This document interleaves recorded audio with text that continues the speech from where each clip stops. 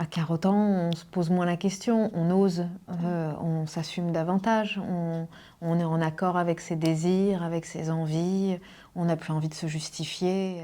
Ça s'est fait pour un film des frères Régnier qu'on n'a finalement pas tourné ensemble. Non, il y a eu un raté avant. Il y a eu un raté, un loupage où on s'est loupé. Mais là, on s'est retrouvés et Hélène a été dans les bras de Christophe. Moi, c'était la première fois que je travaillais avec une coordinatrice d'intimité. Mélanie, il me semble que toi... Non, c'était la première fois. C'est un poste tout à fait récent. Oui, tout à fait. C'est vraiment venu d'Alex. Et franchement, j'ai trouvé ça formidable. Et de l'actualité, et du mouvement général quand même, si tu veux.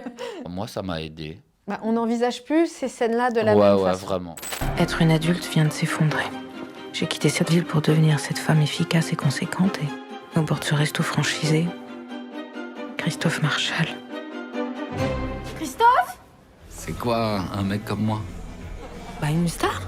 Ah ouais, mais tu trouves que je ressemble à une star? Ah mais je crois qu'on est très nombreux à se retrouver et à s'identifier à ce personnage, en l'occurrence d'Hélène. Ce passage-là de cette crise existentielle qui parfois te guette quand tu as une quarantaine d'années, parce que c'est le moment où tu fais les comptes un peu, hein, de ce que tu as réussi, de ce que tu as raté, de ce qui t'a rendu heureux, malheureux.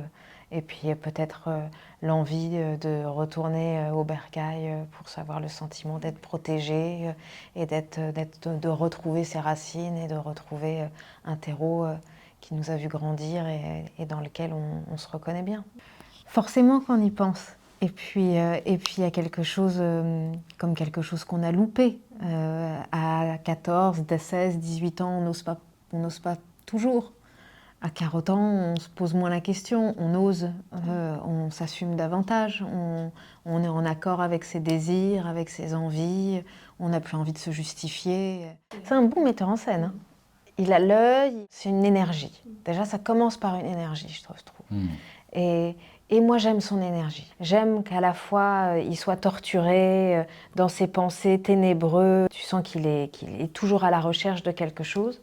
Et en même temps, il donne beaucoup de plaisir aux choses. Et en fait, il a tout le temps un truc où il décale et il nous emmène à un endroit que moi, j'avais pas forcément vu, malgré ces couches et ces couches de travail que j'effectue sur le script et les discussions qu'on peut avoir, l'imaginaire qui marche et tout ça. Il a l'air chouette, c'est Alex Lutz.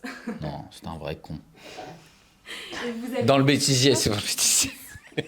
Avant de les tourner, c'est vrai que je voyais un espèce de thème commun et même de ressemblance, même parfois de ressemblance coïncidente, puisqu'il y a des patinoires dans les deux films, enfin bon, il y a des parties de Time's Up, là, de petits papiers dans les deux films, enfin bon, voilà. Mais après je dois dire qu'une fois qu'on est dans la partition, le traitement, la grammaire des films sont tellement différentes. C'est deux objets qui ont leur identité et propre. Donc voilà. Mais il y a des cycles comme ça. Parfois, il faut savoir accepter les cycles. Et ben, j'étais celui qui reste. Voilà, ces derniers temps.